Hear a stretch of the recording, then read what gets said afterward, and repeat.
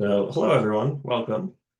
My name is Evan Richards. I work with the Brown School Professional Development team here at Washington University in St. Louis.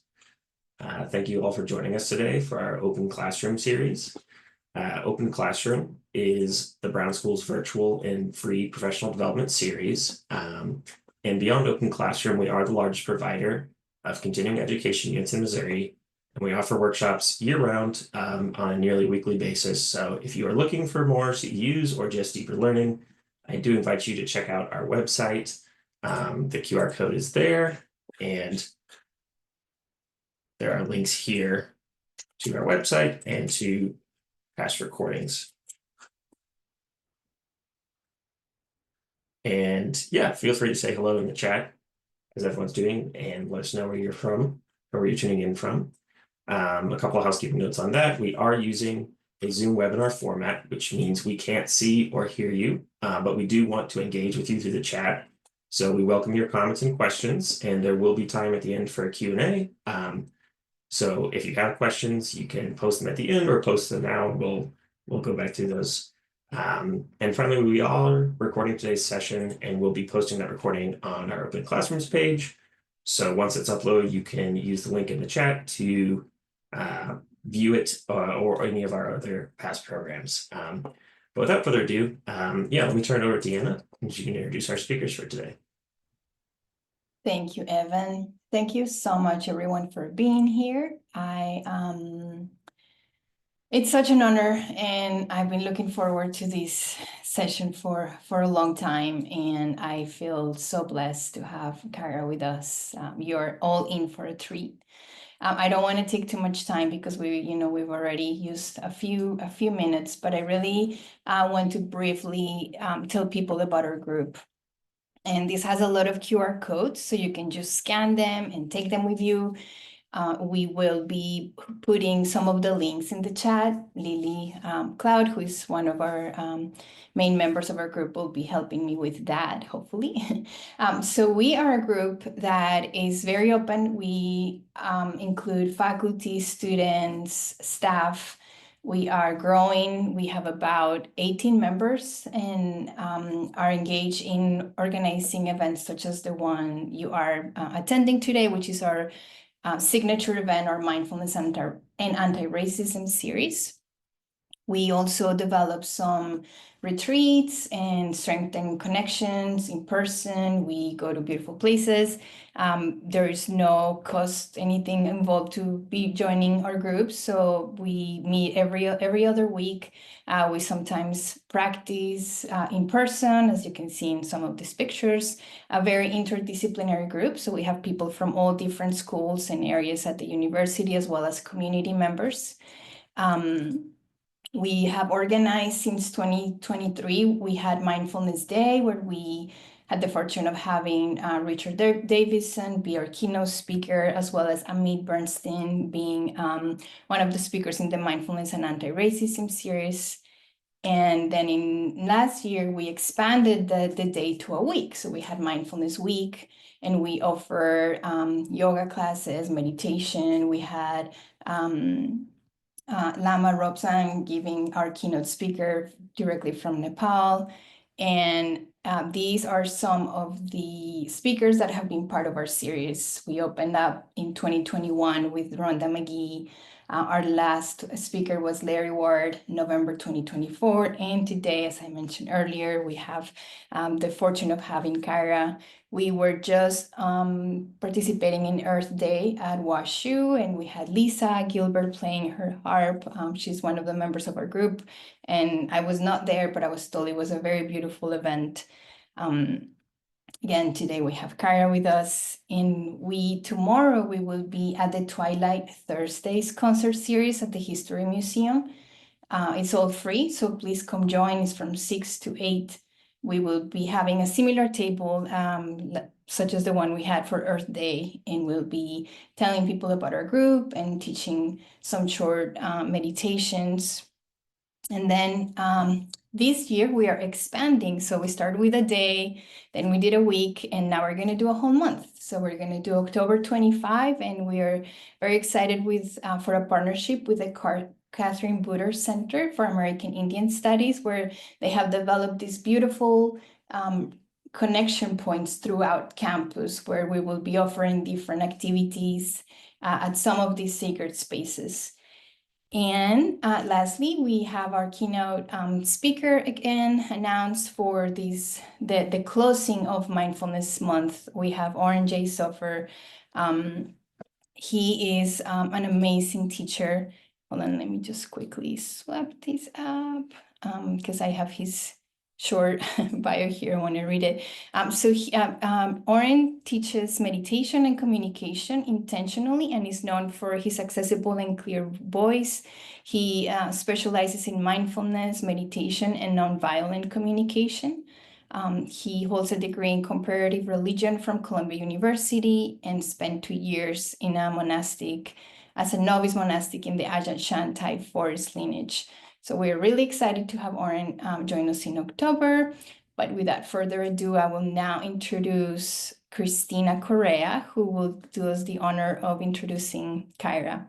Christina is a dear member of our group. She is, are you all seeing Evan still? I think you are, but it's fine. Well, hold on one second. Let me see if I can. We don't see it anymore. Okay. I see you, Deanna. Okay, good. So Christina Correa is a second-year PhD student on the International Writers track in the Department of Comparative Literature and Thought. Her research interests include post-colonial and anti-colonial Caribbean and Latin poetics, border waters as sites of eco-poetic entanglement, and grief studies. She is particularly interested in creative critical research as a conduit for the invention and honoring of interdisciplinary forms of witness and speculation. She is also a critic at large of Poetry Northwest, a literary journal known for publishing some of the best established and emerging poets in the US and beyond. In her work as a poet critic, she is dedicated to seeking out and uplifting poetry in translation with a focus on voices from Latin America. So I will give it now to Christina and she can introduce Kaira. Thank you.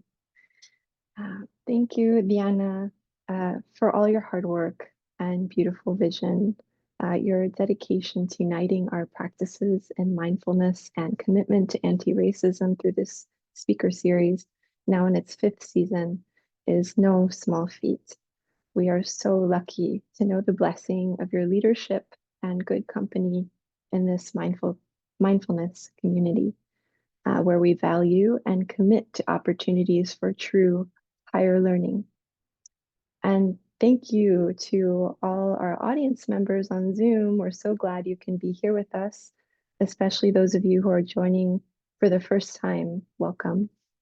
To begin, I invite each of you to take a slow, deep out breath through the mouth, releasing whatever is not serving you in this moment.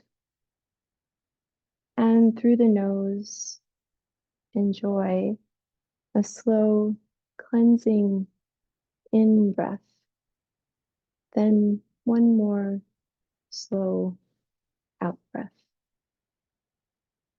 I invite you to remember that you are here in your body in this moment that is now and now.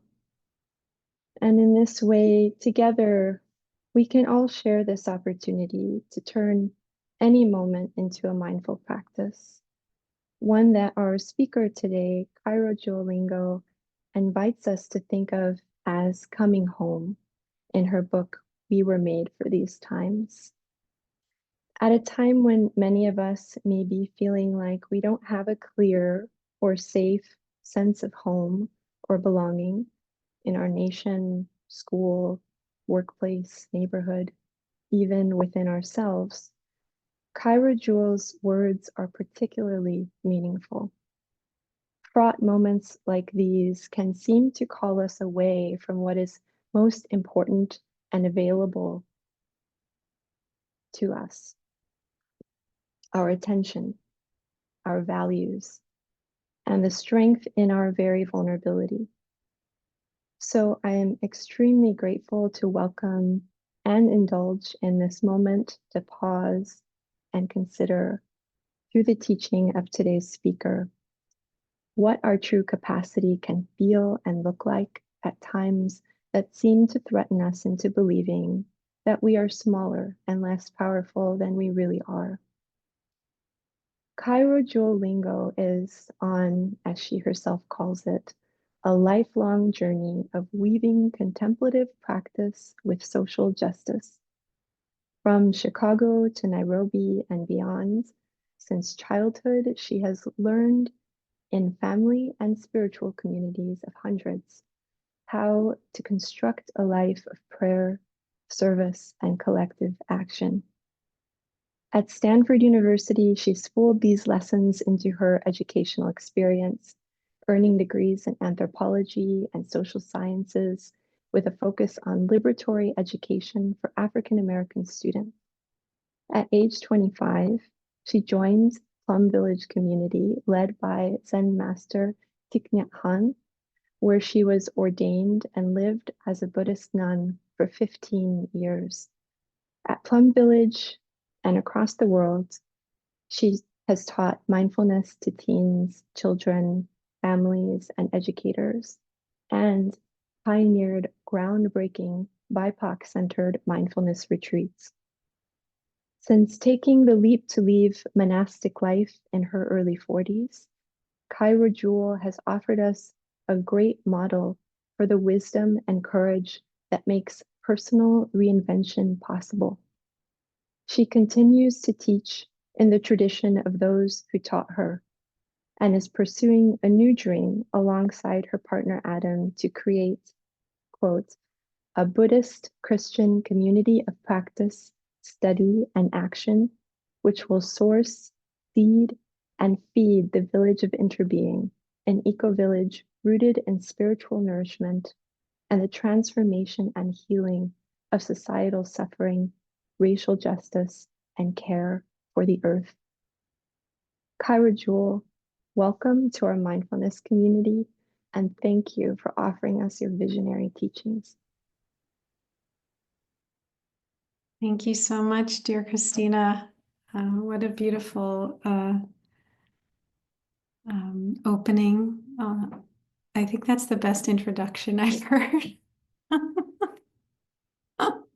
You put a lot of heart into that. Thank you. You have to send me a copy. But I also, I'm so grateful to you, Diana and Lillian, Evan, everyone at University of Washington in St. Louis, for this really important speaker series on mindfulness and anti-racism.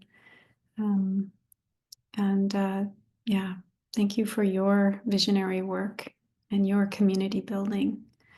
I'm really happy to get to be here with all of you on this call.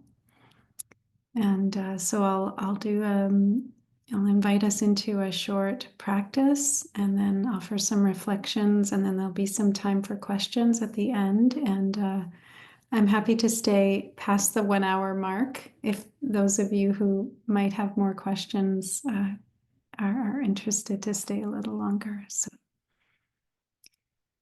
and I will offer this teaching as a foundation for our practice today, that we're not responsible for what happened before us, but we are responsible for how we carry it forward. So coming now into a comfortable position, letting your eyes soften, either closing your eyes or having your eyes half open, just gazing softly at a point a few feet in front of you.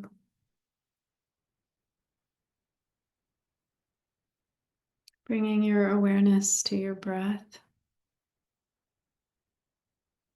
Just noticing the air entering, the air leaving.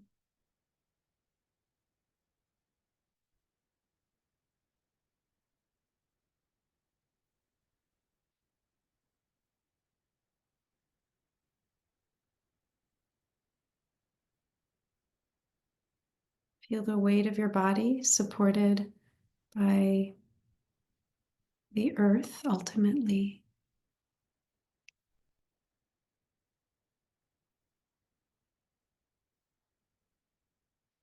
And opening to this moment just as it is.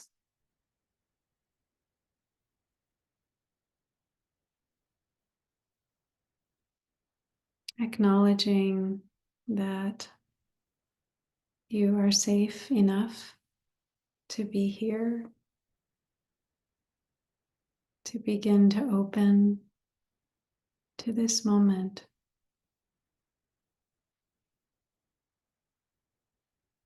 to this place,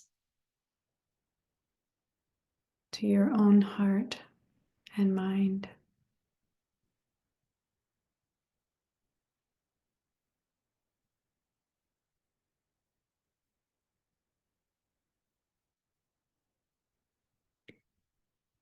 Breathing in,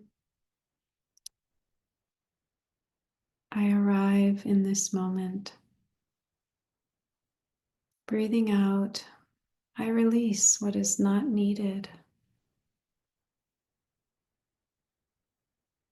Arriving, releasing.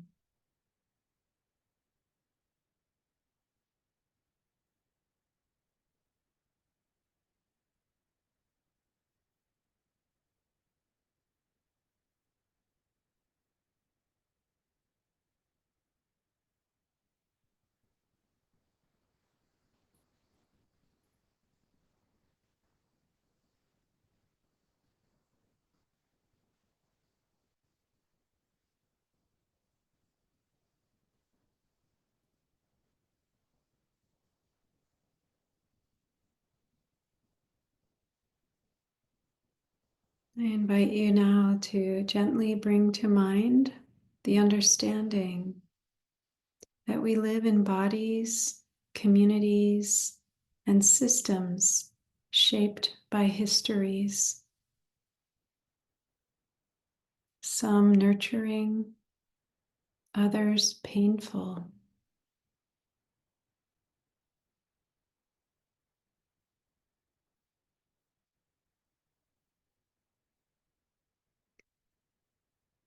Without needing to fix or analyze,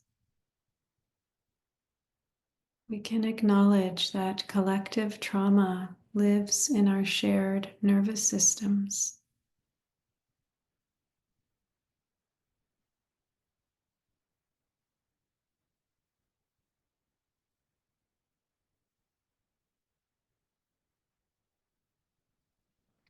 We can breathe with this awareness and hold this compassionately.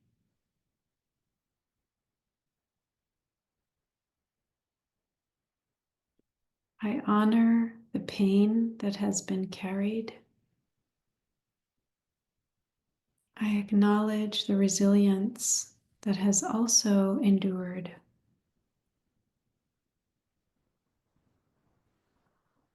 You could say this inwardly, perhaps with a breath.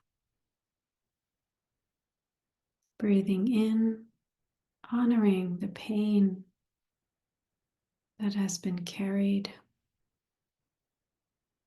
Breathing out, acknowledging the resilience that has also endured.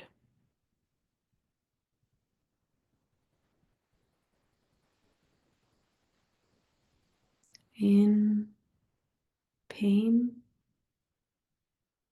out resilience.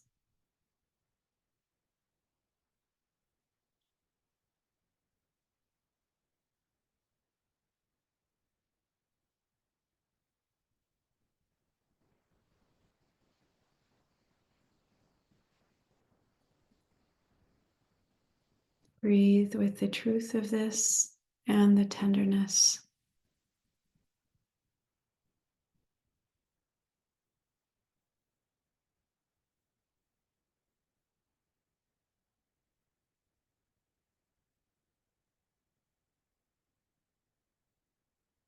Notice now the body's sensations.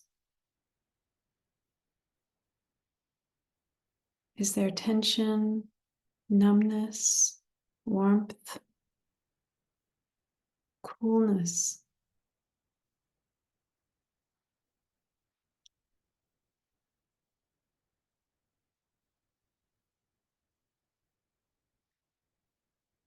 Let yourself feel without judgment. Whatever is here can be welcomed, offered space.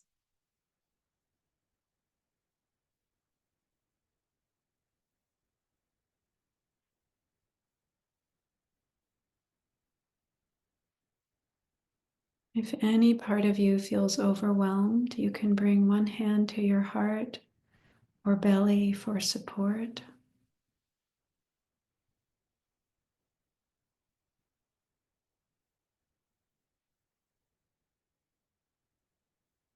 Offering yourself compassion.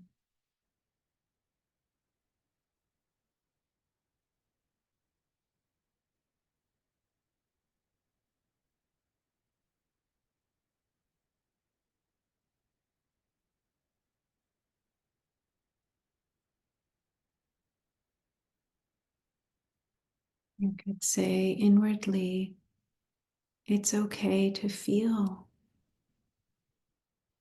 This body remembers, and this body can heal.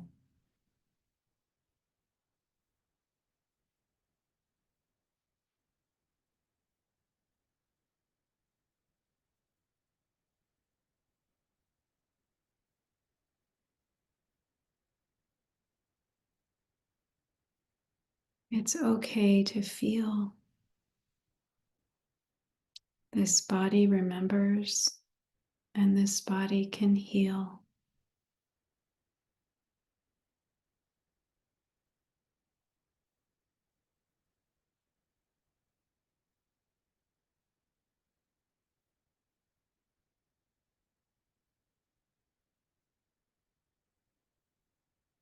Now expand your awareness beyond your own experience.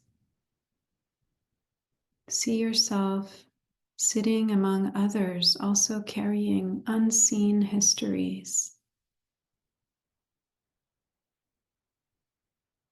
Picture threads of shared struggle and shared care connecting you.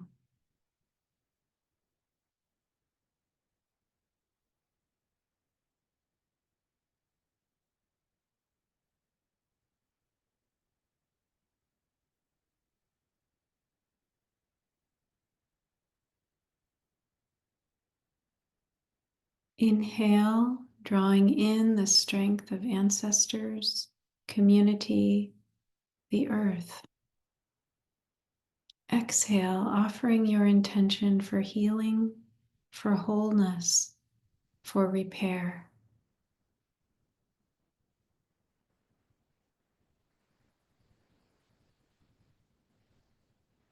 Saying quietly to yourself, inwardly, may we remember our interconnection. May healing move through me into the world.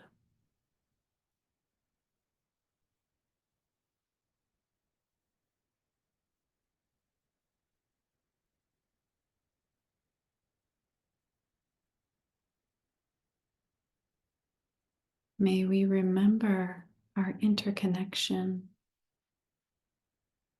May healing move through me into the world.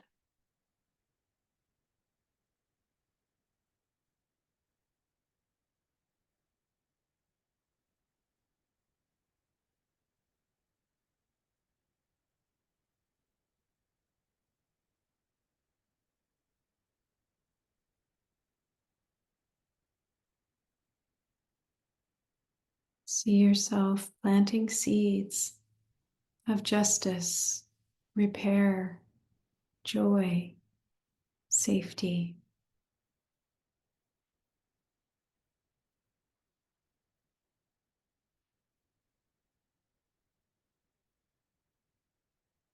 saying inwardly, I am part of the healing.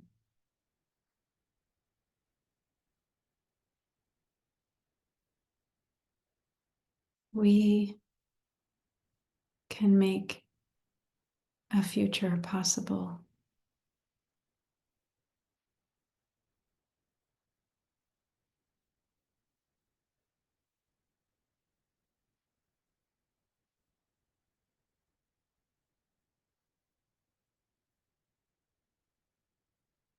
So take a few final deep breaths.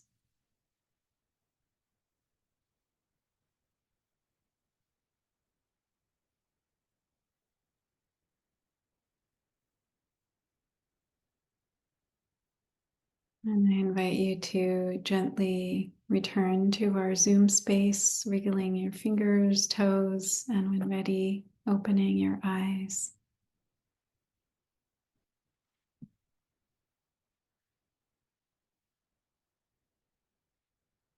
Thank you. Thank you for your practice.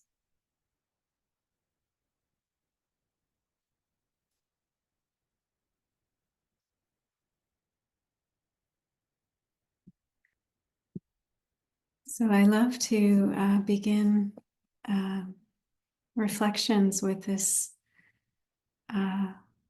prayer from Patrice Malidoma Somé of the Dagara people of Burkina Faso in West Africa. It says, may all ancestors join forces and put good thoughts into our minds, so we may see the good that awaits us and accept it.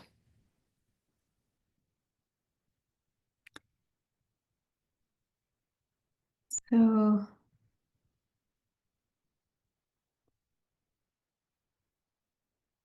we're talking about collective trauma and collective healing.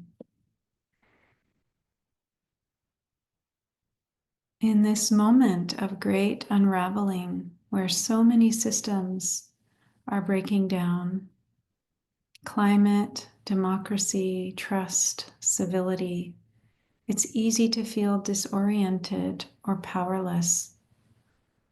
But this is also a moment that's ripe with possibility. A moment where what we do with our pain, with our history, with our trauma, both personal and collective, can shape not only our future, but the future of generations to come. It can be said that those of us alive on the earth right now, we have an exponentially huge impact on future generations. No other group of humans alive before has had this much power over what happens next. It's a big responsibility, and we need to see how important it is what we each do with our lives.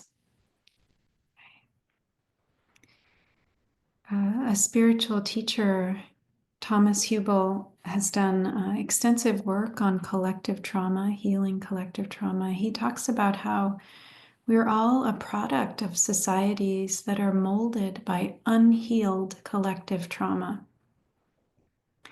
And he shares that trauma is not what happens to us as much as it is what we hold inside in the absence of an empathic witness.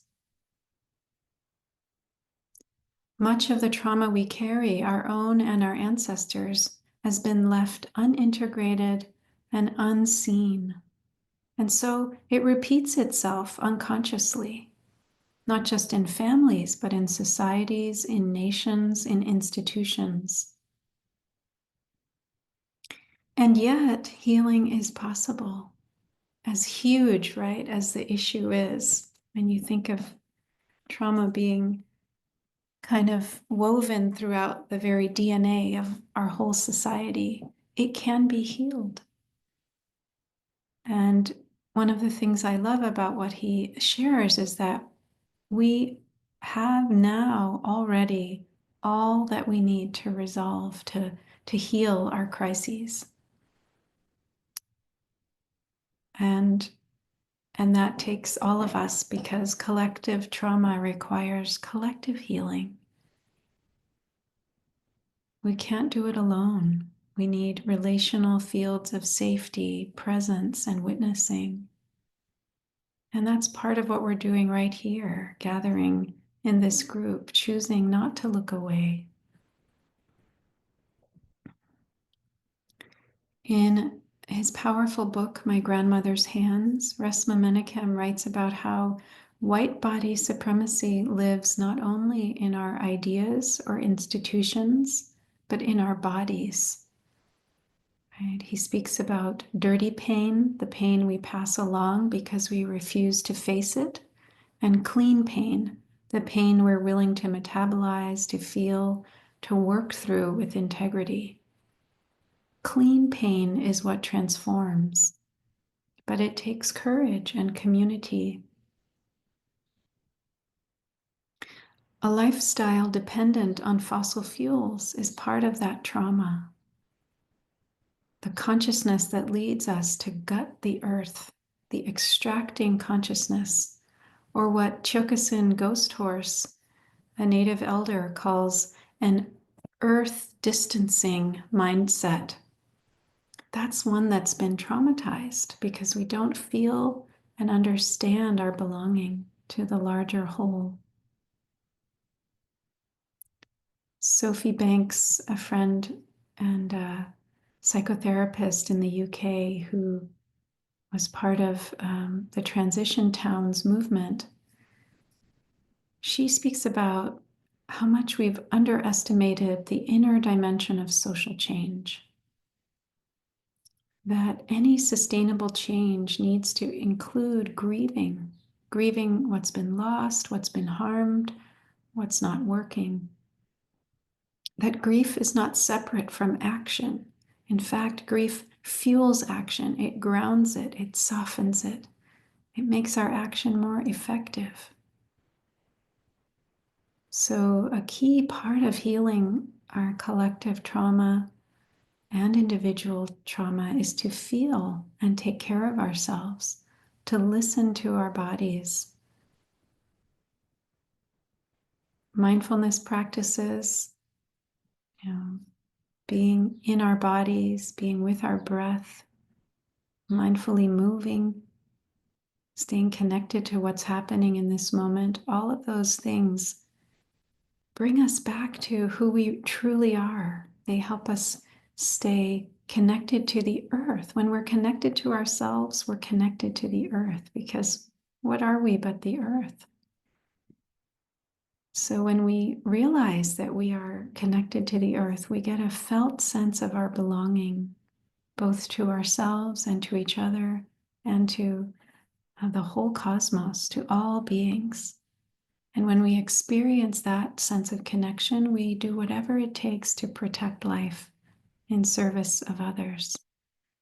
That's really what creates meaning in our lives, fulfillment.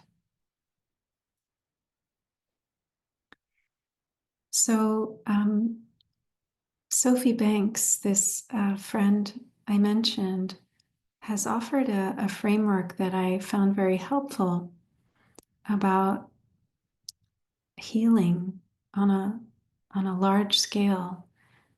And she speaks about how we live in a culture in which we cannot accept weakness or vulnerability in ourselves. So we project our hatred and mistrust of what is weak and vulnerable in others. What's weak or vulnerable in ourselves, we project that onto others, scapegoating those who are weak as the other, as the problem, because they remind us of parts of ourselves that we're unable to be with. And IFS, internal family systems, which is a therapeutic model, also speaks about parts of ourselves that carry wounds and burdens. And in IFS, they're called exiles. And there are other parts that protect the exiles in us, the protectors, the managers that do their best to keep us from feeling the wounds of the exiles, these parts of ourselves that we or others told us are not accepted. And this process of suppressing ourselves, right, makes us try to meet our needs in unhealthy ways through addictions, through harming ourselves and others. And so one of the specialities of IFS is to help us work with the protector parts so that they can relax, let go of their hypervigilance or other maladaptive strategies so that we can get to know the exiles that they are protecting. And only when we get close and intimate with our exiles can we integrate them. And each of us has a capacity within us that is capable of accepting and loving all the parts of ourselves. In IFS, it's called self with a capital S. In Buddhism, it's called Buddha nature, and that's inherent to each of us. So self, Buddha nature, is able to reconnect with our exiles and heal them. And doing this is how we become truly free, no longer pushed and controlled by these unseen forces under the surface, deep in our unconscious mind. In the collective field, we also have exiles, histories we've buried, truths that we avoid. And white supremacy, right, has exiled the truth of slavery, indigenous genocide, the complex reality of our founding myths. What if the key to our collective healing is embracing our collective exiles, the tender, wounded parts of our collective psyche? What would it mean to stop repressing our pain in a collective sense? Learning to get to know each part, bringing curiosity and compassion to help heal destructive patterns and welcome them back into the whole so that we can live truly fulfilled, connected lives as individuals, as communities.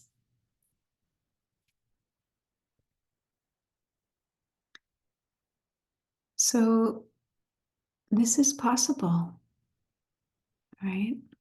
And if we don't work to look at and take care of the vulnerable places in us, we won't be able to accept and be with the vulnerable, exiled parts in others. And if we hate those parts of ourselves, we will hate what we perceive as weakness in others, even if we are part of creating that weakness. Right? As James Baldwin writes, I imagine one of the reasons people cling to their hates so stubbornly is because they sense once hate is gone, they will be forced to deal with pain.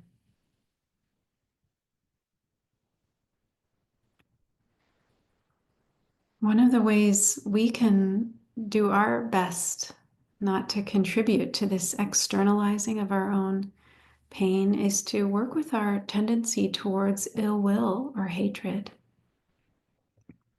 In the discourse on the 8 realizations of great beings, the 6th realization says, the awareness that poverty creates hatred and anger, which creates a vicious cycle of negative thoughts and actions.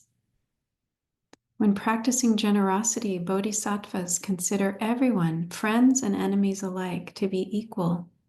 They do not condemn anyone's past wrongdoings or hate even those presently causing harm. Right? So a bodhisattva, a great being, doesn't hate anyone, even those causing harm right now. How do we practice this in times where people in power are causing a lot of harm?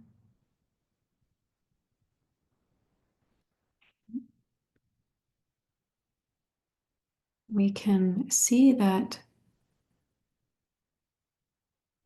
what we are really working to end is violence, ignorance, hatred, discrimination.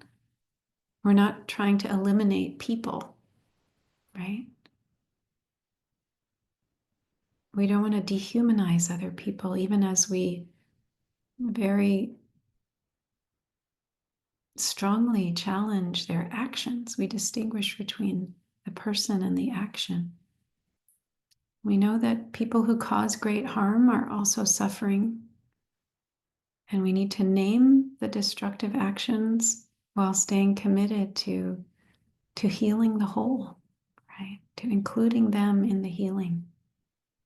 And a professor at Smith College, Loretta Ross, she spoke about being mentored by Reverend C.T. Vivian, who was a great civil rights leader. And he said to her, when you ask people to give up hate, you need to be there for them when they do.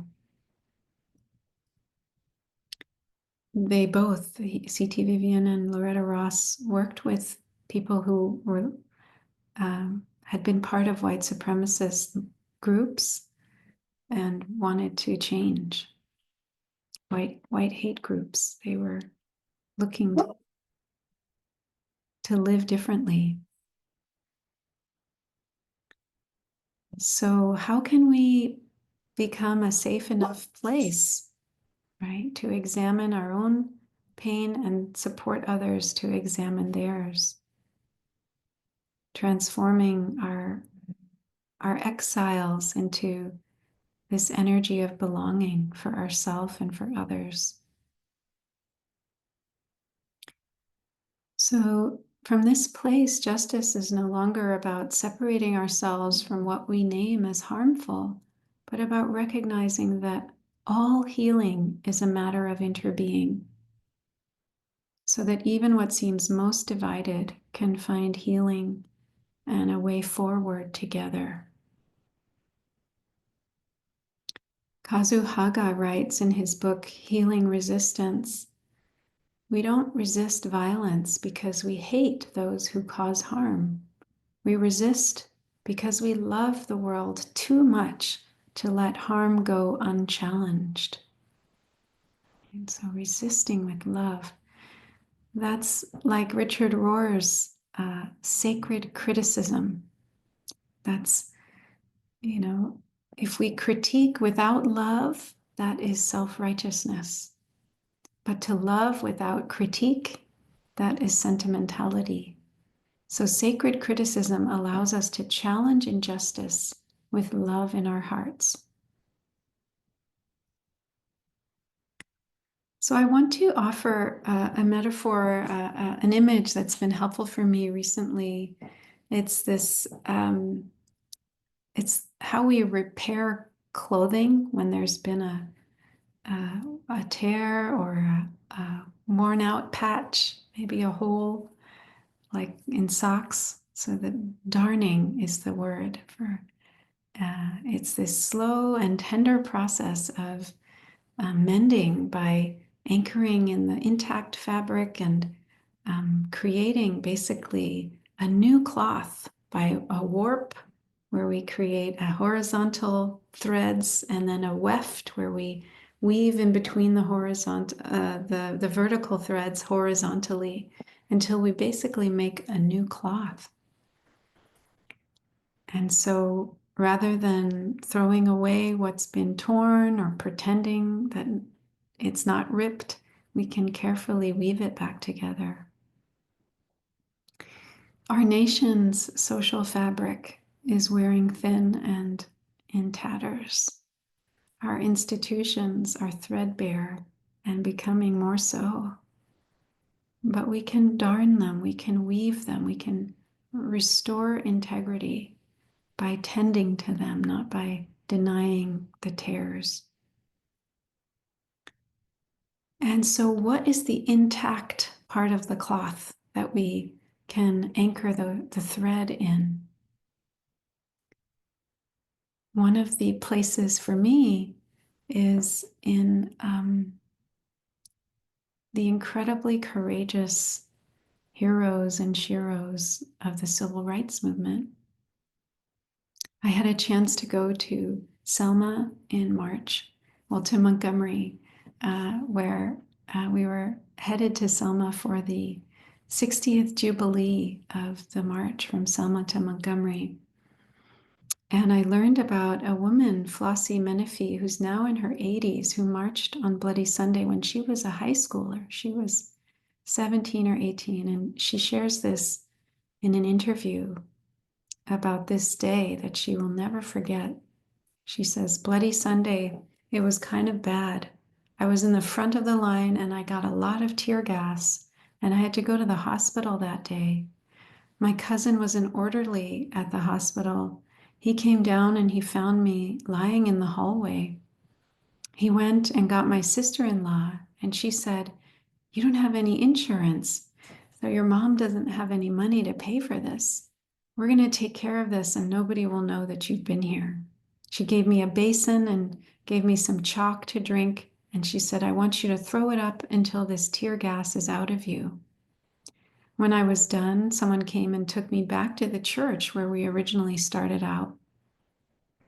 I went home, and that night we had a mass meeting, and I came back to the mass meeting.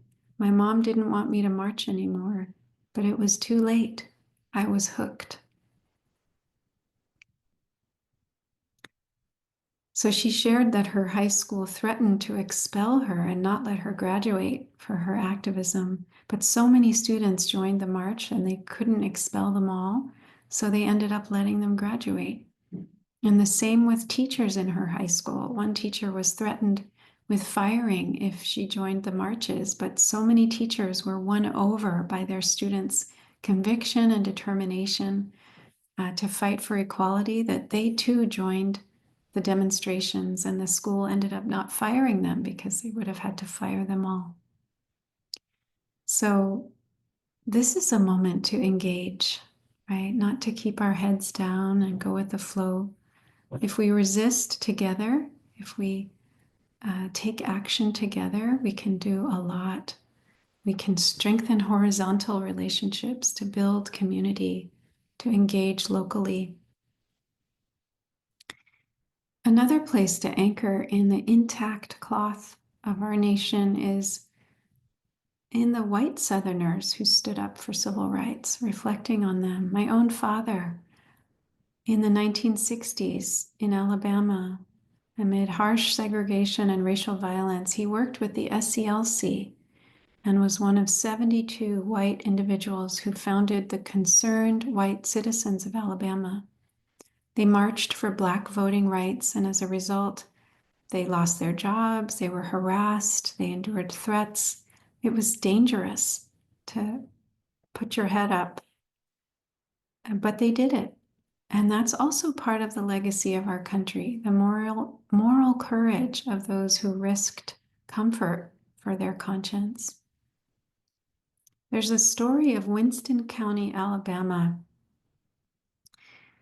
who I learned about this through Wendell Paris, a lifelong civil rights activist. So during the Civil War, Winston County refused to secede from the Union. It was the only county in Alabama to do so. Can you imagine being surrounded by the Confederacy and your one little county is still with the Union? And out of that county, unsurprisingly, a good century later came one of the most pivotal figures in the struggle for racial justice, Justice Frank M. Johnson.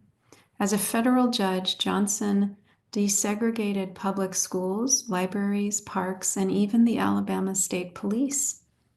He ruled in favor of the Selma marchers after Bloody Sunday, paving the way for their historic walk to Montgomery.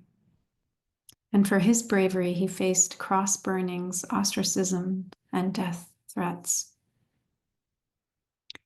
But this is the kind of history we need to remember, not to bypass the brutality, but to celebrate the courage, the creativity, because history isn't one just of cruelty and colonization. It's also a story of repair and resistance and hope.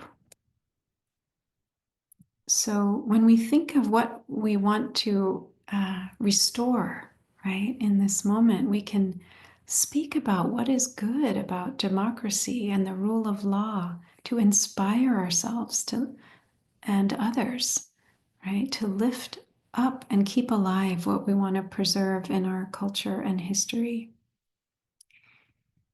And so this is a time to stand up. The rise of authoritarianism is real. Fascism, as history shows us, it manipulates vertical power. It flows top down, it silences dissent, it thrives on fear and control.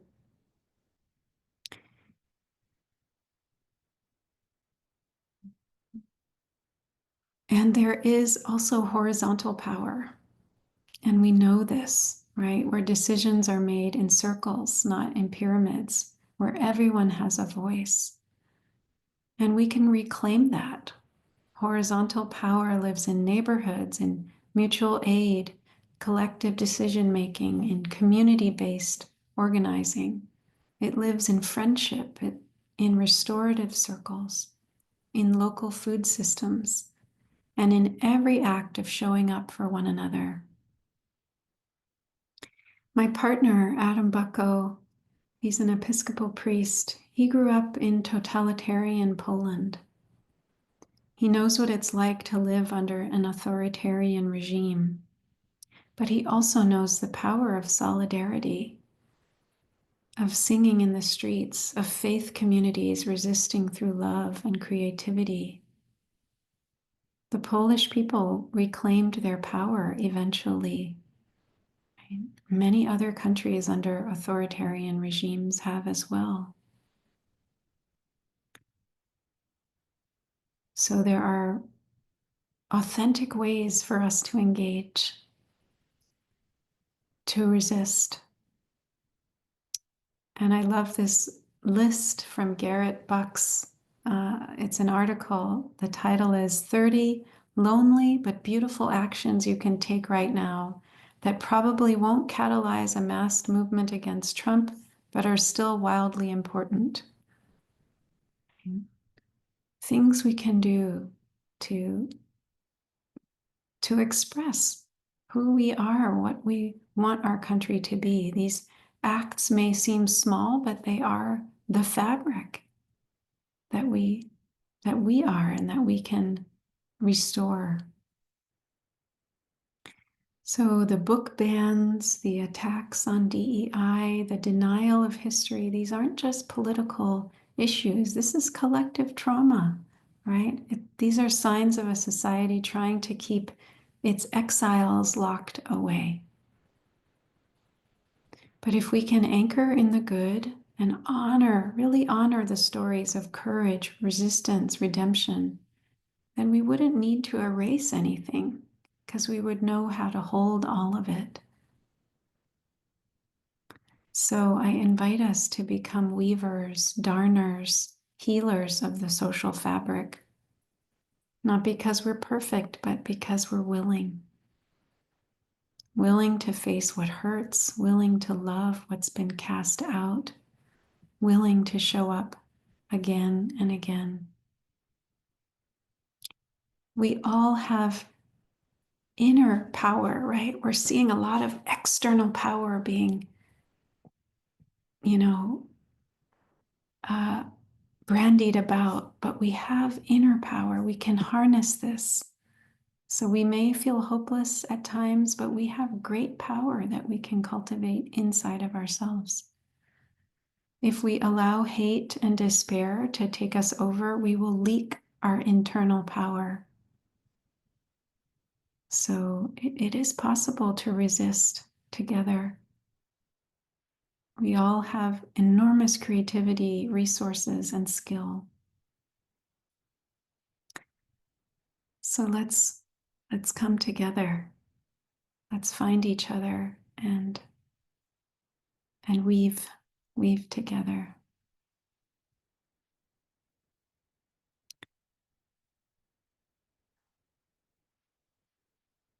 So I want to close with this poem.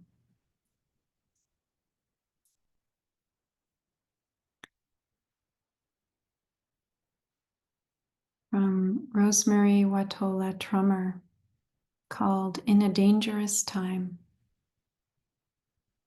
I think of the bones of the unsung rib cage, the way they protect the heart, how bone too is living, how it constantly renews and remakes itself. I think of how ribs engage with other ribs to expand, to contract. And because they do their solid work, they allow the heart to float. This is what I want to do, to be a rib in this body of our country, to make a safe space for love. There is so much now that needs protection. I want to be that flexible, that committed to what's vital, that unwilling to yield.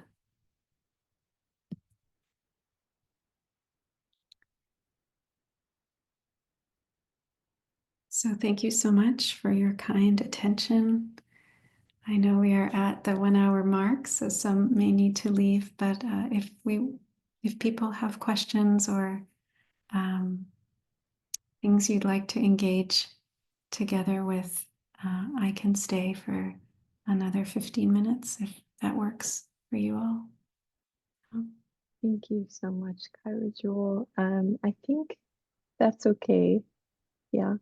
Okay, a little extra time. Thank you for being so generous. We do have a question that is already in the chat, and please, if you have questions, feel free to add those to the chat and I'll find them. This question is from Rachel Gorin. She asks, or I'm sorry, I'm not sure the pronouns, but they ask, do you think we can mend our institutions from where they are, or do we need to start over? If we are trying to mend them, at what point do we need to consider starting over? Yeah, thank you. Really important question, Rachel. I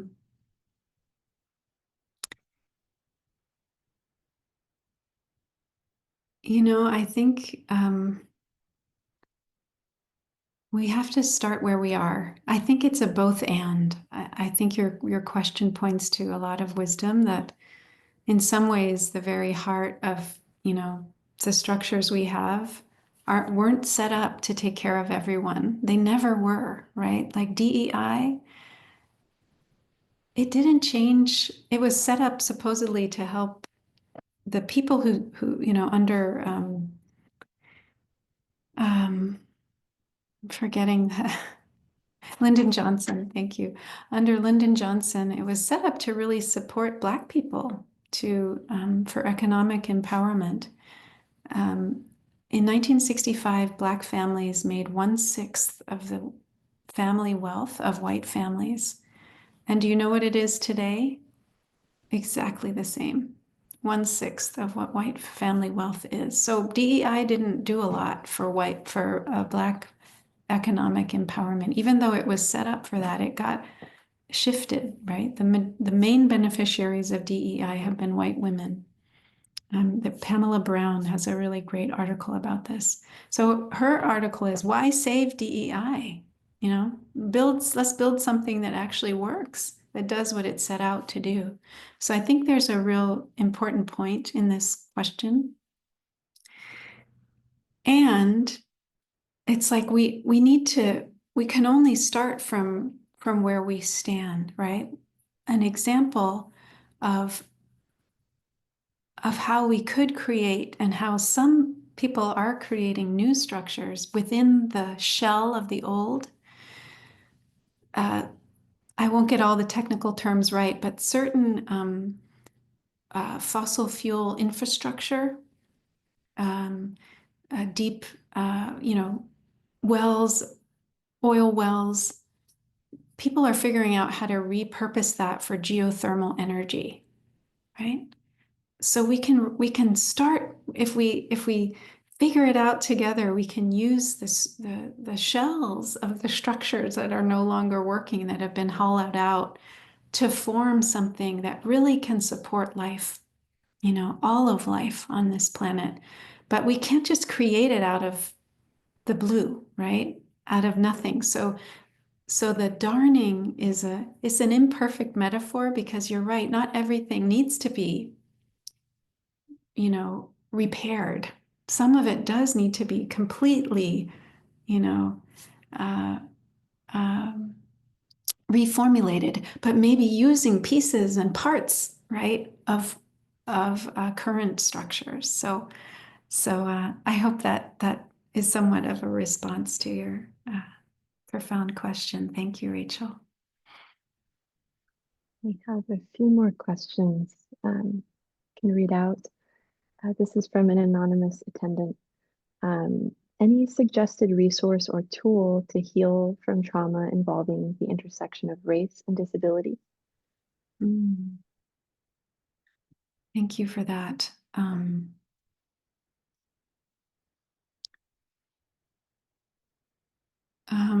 I find the disability justice movement really incredible. I haven't done a lot of training in it, but some.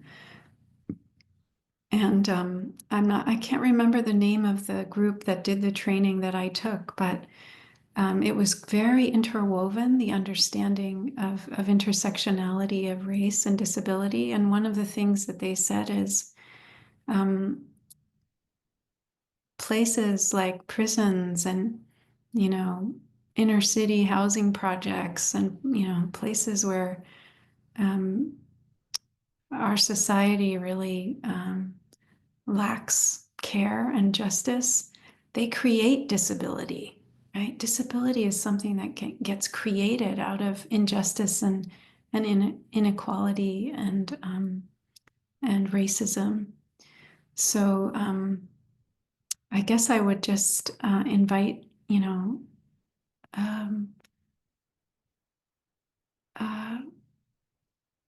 a real, what would it mean to really practice with those who are in the field of disability justice, and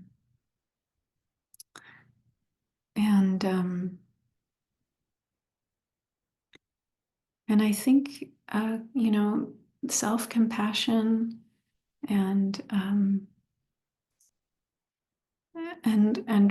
communities that are set up to really support those with disabilities.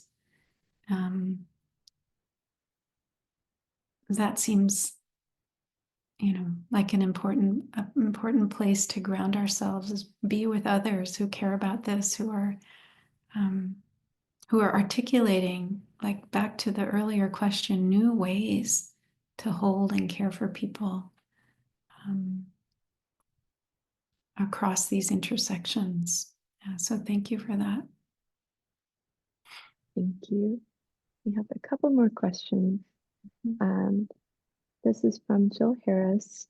Do you believe that protests actually make a positive change? Yeah.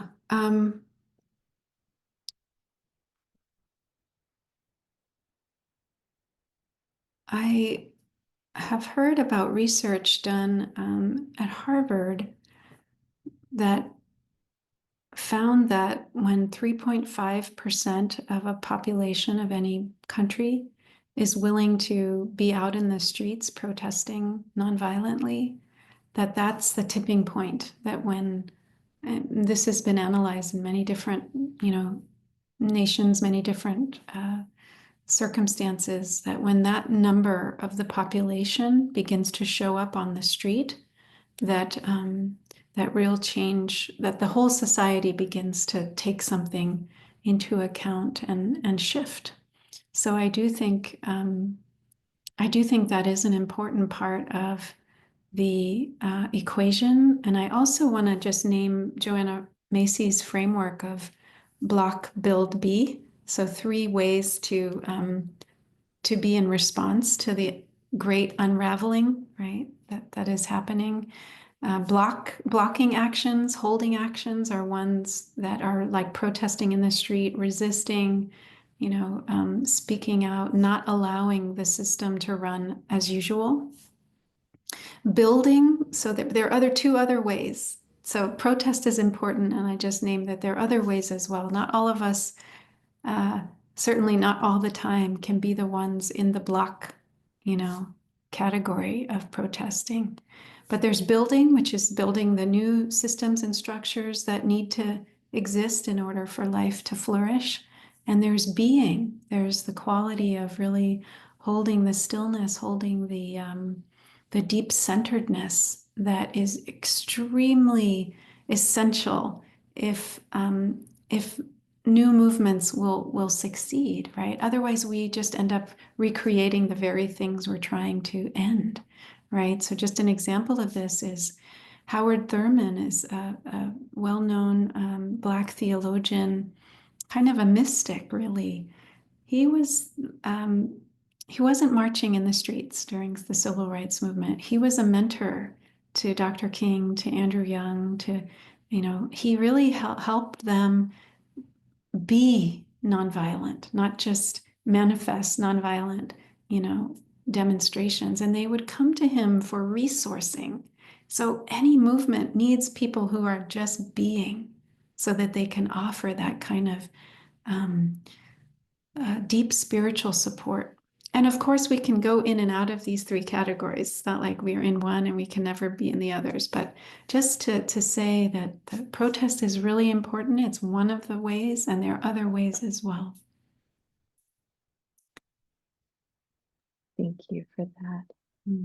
I think we have time for this last question, and I'll scour the chat just in case, but I think this is what we have time for. From Elena Mergochi.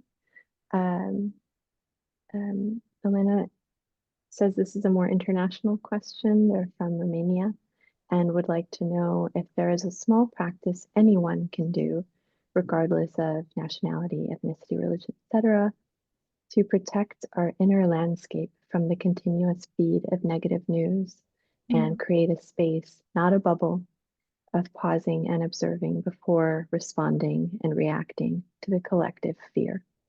And they thank you. Thank you.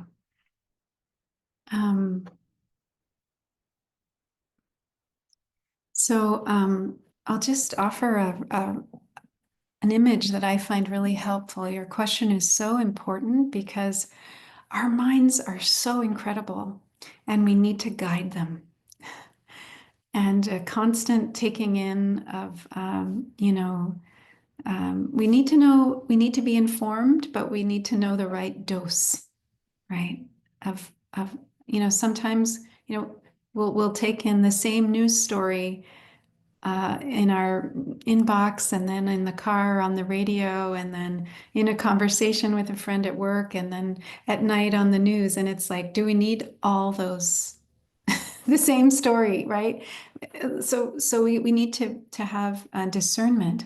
But the image I want to offer is of the Greek story of Perseus, the god who was sent to slay the monster Medusa, who, in parentheses, there's a different rendering of this story from a more feminist or matriarchal perspective, but I'll give the general one. Anyway, Medusa was this monster with hair as snakes, right? And so the power she had was that if you looked at her, she could turn you into stone. So all of these previous heroes that had gone to try to, slay her had been turned into stone. But Perseus was told to look at her through his shield, not to look at her directly. And in that way, he was able to get close enough to her somehow to slay her, and she was no longer a threat. But that image is like Medusa in this case is all the toxicity of what's happening in our world. Like real difficult things are happening and we need to see them, right? We need to be aware of them. But what is the shield for us that protects us so that we can take that in without it turning us to stone, without it completely making us paralyzed, right? So for me, the shield is our spiritual practice, the shield is the arts, the shield is community, the shield is nature, the shield is stillness and silence and tech-free days or parts of days where we're not looking at our phone, we're not on our computer, we look up at the sky, we go hang out with some, living being. So those are all ways that I think we can take care of ourselves, even as we stay engaged and connected. But we need to take care of these bodies and minds in order to go the long haul, right? Thank you.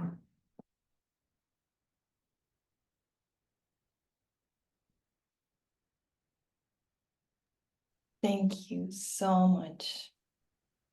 Thank you, Christina. Thanks, everybody.